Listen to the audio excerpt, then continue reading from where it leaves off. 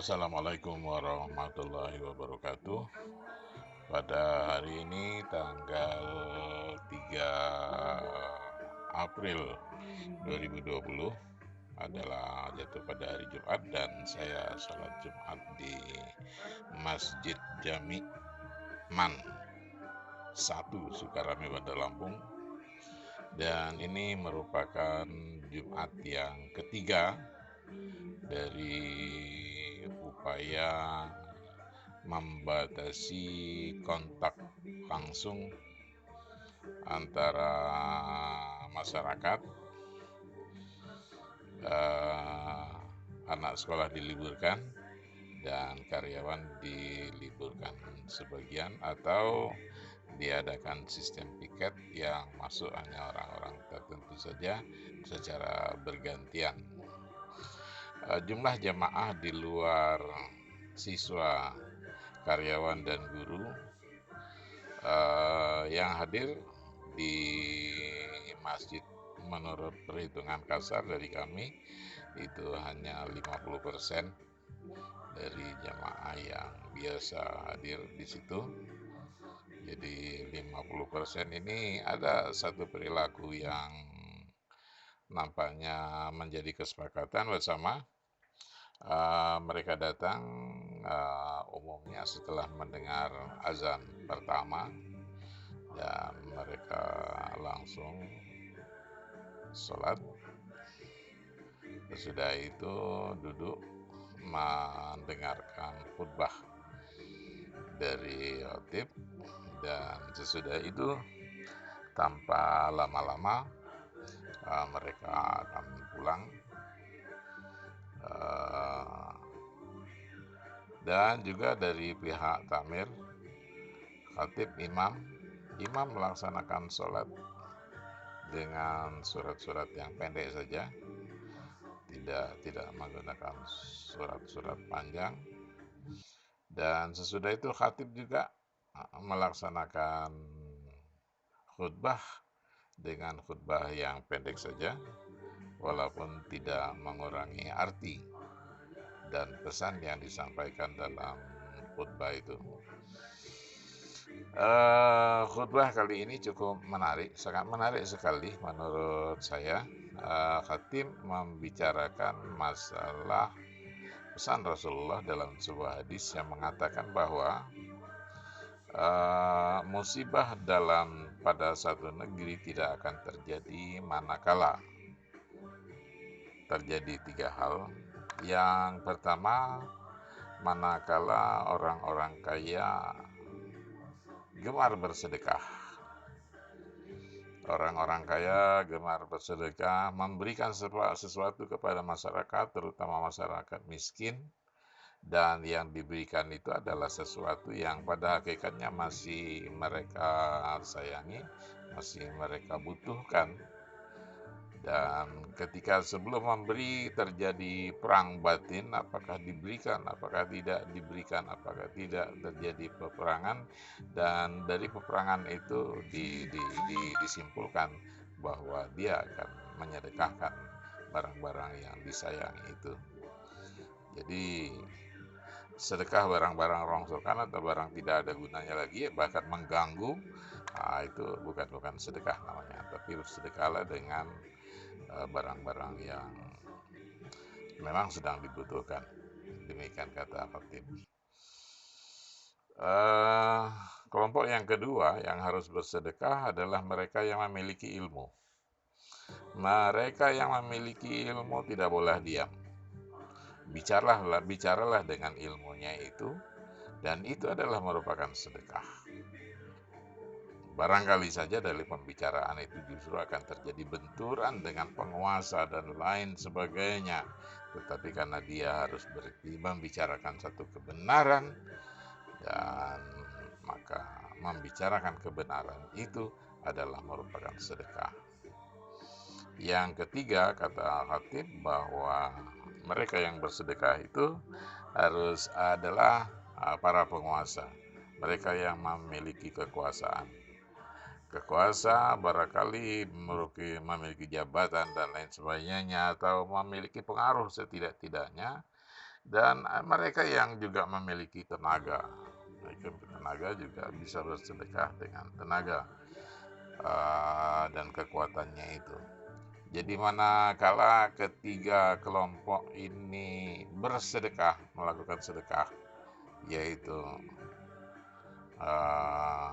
orang kaya bersedekah, orang pintar berilmu bersedekah, dan mereka yang kuat, mereka yang berkuasa menggunakan kekuasaannya untuk kepentingan masyarakat yang dipimpinnya bagi seorang pemimpin, bagi seorang penguasa, maka insya Allah musibah-musibah tidak akan terjadi. Tetapi manakala ketiga kelompok ini tidak melakukan sedekah, orang kaya tidak bersedekah, orang pintar tidak bersedekah, dan penguasa atau mereka yang memiliki kekuatan lainnya juga tidak mau bersedekah, bahkan mencari keuntungan sebanyak-banyaknya dari kekayaan, modal kekayaannya itu, cari keuntungan sebanyak-banyaknya dari ilmu yang dia miliki, dan mencari keuntungan sebanyak-banyaknya dari kekuasaan yang dia genggam, maka tidak bisa dielakkan lagi bahwa negeri itu akan mengalami musibah. Demikian pesan yang disampaikan oleh khatib, dan kita ikuti saja apa pesan-pesan khatib. Assalamualaikum warahmatullahi wabarakatuh. Ustaz rahimahullah, selanjutnya judul khutbah kita pada kesempatan kali ini adalah negeri yang dilindungi. Pesan ini kita ambil dari hadis Nabi Muhammad SAW. Ketika itu beliau memberikan ceramah kepada sahabat-sahabatnya yang hadir saat itu, di antaranya Ali radhiyallahu anhu. Beliau menyampaikan, wahai sahabat-sahabatku, negeri itu tidak akan kena bencana, negeri itu tidak akan kena azab, negeri itu akan aman dan tenteram ketika tiga hal tetap dijaga. Sahabat bertanya, apa itu ya Rasul? Maka Rasulullah SAW menjelaskan, yang pertama adalah man kana malun falyatasaddaq bima. Yang pertama yang disinggung oleh Nabi Muhammad SAW kepada sahabatnya adalah siapa yang punya harta, falyatasaddaq bimali, maka mereka bersedekah dengan hartanya. Hadir berbahagia, memang ayat-ayat Al-Quran selalu menyandingkan kata-kata aqimus shalah wa atuz zakat. Artinya betapa pentingnya kehidupan manusia di dalam sedekah tersebut. Maka disitulah keadilan Allah SWT. Ketika kita melaksanakan sholat, kita diperintahkan juga untuk melaksanakan ibadah-ibadah yang lain. Karena betapa pentingnya ibadah tersebut, maka Allah sandingkan dengan ibadah sholat, berarti sama wajibnya di sisi Allah Subhanahu Wa Taala selain zakat fitrah yang tahu. Kenapa seperti itu? Di antaranya banyak hal orang miskin, orang yang duafa yang ada dalam harta kita itu. Kalau kita menjadi agniya, pasti kita akan melaksanakan itu, dan itu hanya bagi orang-orang yang beriman kepada Allah, yang Allah berikan kelebihan rezekinya, yang Allah berikan karunia yang berlebih kepadanya, tetapi yang tidak lupa kepada saudara-saudaranya yang ada sekelilingnya, yang menyisihkan bagian-bagian harta itu. Dia sadar bahwa harta adalah media untuk menjadi ibadah apabila dia betul-betul hanya untuk wasilah saja kehidupannya di dunia. Karena dia sadar bahwa dunia mazra'atul akhirah. Dunia adalah tempat bercocok tanam, dan cocok tanam itu akan kita memetiknya nanti ketika kita tidak ada lagi perlindungan kecuali perlindungan Allah Subhanahu Wa Taala. Ini yang pertama yang disampaikan oleh Nabi Muhammad SAW. Selanjutnya di dalam ayat yang lain Allah perkuatkan, lan tanalul birra hatta tunfiqu mimma tuhibbun. Belum disebut sedekah, belum disebut infak apabila harta yang kita berikan tidak kita cintai. Jadi berbahagia, ternyata harta yang bernilai ibadah, yang bernilai pahala di sisi Allah SWT, apabila harta tersebut mempunyai nilai, artinya antara sanalah letaknya keikhlasan dibutuhkan. Yang selanjutnya, man kana ilmu falyatasaddaq bi ilmi. Siapa yang punya ilmu, maka dia bersedekah dengan ilmunya itu. Inilah dilakukan oleh para guru-guru kita, dosen-dosen, yang semuanya itu beliau bersedekah melalui media, yaitu dengan sebut ilmu. Karena apa yang berbahagia? Orang yang beriman, mempunyai harta, kemudian dia berilmu, maka akan dekat kepada surga. Dan orang-orang yang berilmu juga ternyata diposisikan oleh Allah SWT, yang kita sudah maklum hafal semua ayatnya. Yarfa'illahu alladziina aamanu minkum walladziina utul ilma darajat. Allah akan mengangkat orang-orang yang beriman di antaramu dan orang-orang yang berilmu beberapa derajat. Artinya hadirin berbahagia, ilmu dan iman kita harus kita sandingkan sebagaimana sholat dan harta tadi. Ini adalah media kita menuju Allah SWT.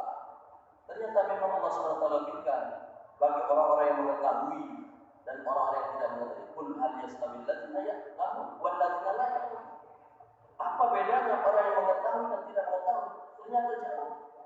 Orang yang mengetahui tentu dia akan berbicara dengan naluri dan akalnya yang sehat. Kemudian dia akan mengamalkan apa yang dia sudah pelajari. Dan ternyata memang dua-duanya itu membutuhkan keikhlasan.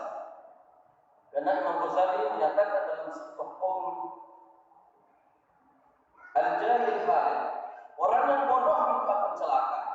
Illa al-alim, kecuali dia berilmu, mengamalkan. Wal alim halil, dan orang yang berilmu itu akan celaka. Illa al-amal, kecuali dia mengamalkan ilmunya. Wal amal halil, dan orang yang beramal itu akan celaka. Illa al-ikhlas, kecuali dia ikhlas.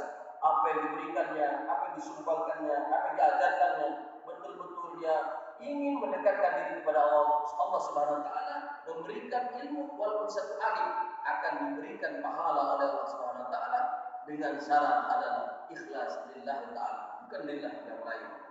Yang terakhir adalah man kana quwwah falyatasaddaq bi quwwati. Siapa yang punya kekuatan, falyatasaddaq bi quwwati, maka dia bersedekah, berinfak, beramal dengan kekuatannya. Dalam hal ini bisa kita jabarkan, bisa kita ambil iktibar bagi yang mempunyai jabatan dengan tanda tangan, bagi yang mempunyai kekuatan fisik dengan fisiknya. Artinya hadir berbahagia. Bagi kita yang tidak berpeluang di nomor satu mal, kita tidak punya harta, kita tidak bisa bersedekah dengan harta. Kita alihkan yang kedua dengan ilmu. Dengan ilmu kita bersedekah. Dua-duanya tidak. Allah masih memberikan peluang melalui lisan Nabi. Man kana quwwah, siapa yang punya kekuatan? Dalam hal ini kita punya kekuatan gotong royong, kekuatan jiwa, kekuatan fisik dalam rangka untuk membela agama Allah SWT dengan segala lini, sebagaimana yang dilakukan oleh seorang tukang. Dia membangun masjid, kemudian membangun rumah ibadah yang lainnya, membangun rumah atau membangun drainase, membangun peradaban. Semua itu dibutuhkan oleh tiga hal tersebut. Malun, ilmun, quwwatun. Tiga-tiganya sudah kita masukkan ke dalam hal yang satu sama fisik, maka mudah-mudahan orang yang belajar tadi, orang yang berilmu, dan orang yang tidak mempunyai ilmu dan tidak punya harta akan berada di posisi yang ketiga, tetapi masih mendapatkan kebahagiaan karena dia masih dinilai oleh Allah SWT. Kenapa? Ada nilai-nilai keikhlasan di dalamnya dengan syarat kita ibadah kepada Allah SWT. Amin ya rabbal alamin.